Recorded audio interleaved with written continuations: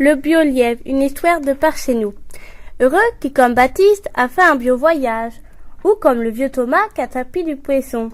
Mais encore plus content était le bio-gageant, quand en levant ses pièges sur les landes de Penthièvre, il défie d'un collet un sapré joli lièvre.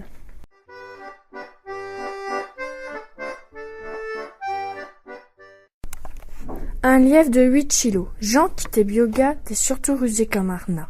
Il avait plus d'un tour dans sa musette. Il print son bio-lièvre sur son épaule et s'enfuit au bourg.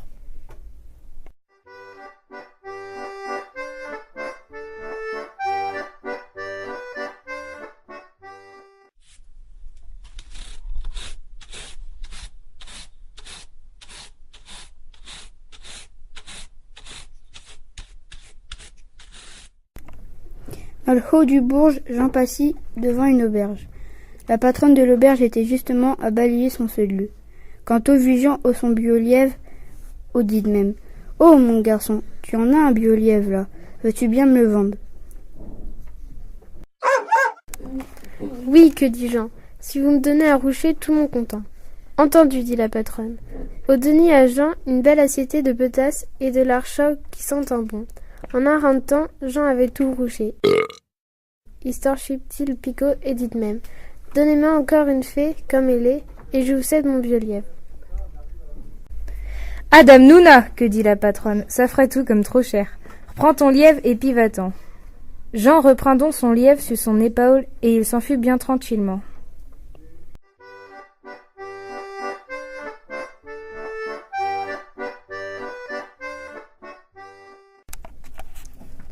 Dans le bas du bourg, il passit devant la boutique d'un marchand de vin.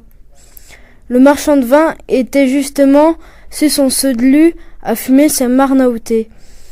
Quand il vit Jean, il lui dit de même « Eh l'ami, tu en as un bio-lièvre là. Tu verrais, tu vas me le vendre. » Oui, que dit Jean. Si vous me donnez à boire, tout mon content. Entendu, dit le marchand de vin, et il donnait à Jean une bonne bouteille. Jean la bu d'un seul trait, d'un seul. Il avait attrapé à Cours-les-Landes. Il torchit le petit bé, et il dit de même. Donnez-moi encore une fée comme elle est, et je vous cède mon bio-lièvre. Ah, dame Nouna, que dit le marchand. Ça fait tout comme trop cher. Reprends donc ton lièvre et puis va-t'en. Jean reprint son lièvre sur son épaule et s'enfuit donc bien tranquillement.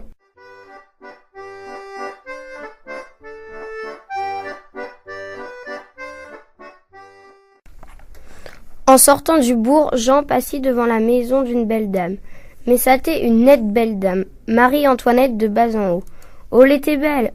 Oh, elle avait un triple chignon sous le haut de la tête et des merguez qui les cheyaient de chaque côté. Hein? Comment que tu dis? N'est pas des merguez. Ah, c'est des anglaises. Je sais, Timé.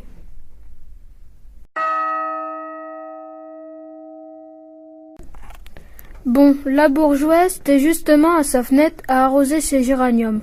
Ô son petit arrosoir, quand ô vit Jean, ô son lièvre, ô se dit. Je vais lui acheter son lièvre, puis je le ferai préparer en civet par Célestine. Ainsi mon mari sera très content, car de gibier il est très friand. Monsieur, vous en avez un beau lièvre là. Voulez-vous bien me le vendre?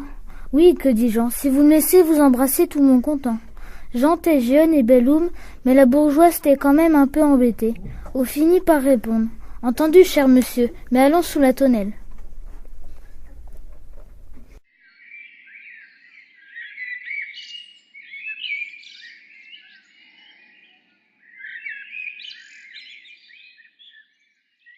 Ça faisait bien une demi-heure qu'il s'embrassa sous les raisins, que la belle dame print peur et dit « Ah, cela suffit maintenant. Ah mais, que dit Jean, c'est que je ne vous ai pas encore embrassé tout mon content. » Allez-vous-en, vous dis-je. Mon mari est parti à la chasse. S'il vous voit là en revenant, il est capable de vous tuer. Jean reprint donc son lièvre sur son épaule et s'enfuit bien tranquillement.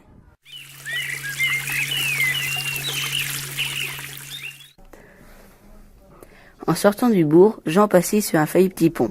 Sur le petit pont, il rencontrit un bio monsieur, dans ses bios habits de chassou. Oh, son fusil tout neuf qu'il venait d'acheter à Pieux. Jean-Charles Hubert de bas en haut. Mais le vieux monsieur, lui, il n'avait rien dans sa musette, il était beurdoué. Quand il vit Jean au son beau lièvre, il dit même « Je vais lui acheter son lièvre, je le ferai préparer en civet par Célestine, et je ferai ainsi croire à Antoinette que c'est moi qui l'ai tué. Hé, compagnon, vous en avez un beau lièvre là, voulez-vous bien me le vendre ?»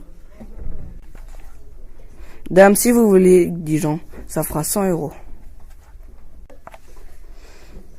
Le monsieur fit un chèque à Jean. Jean lui donnit son lièvre et s'enfuit donc bien tranquillement. Le proverbe dit qu'il ne faut pas jamais courir 2 lièvres à la fée, mais je dis que de vendre le même lièvre plusieurs fées, ça peut rapporter gros.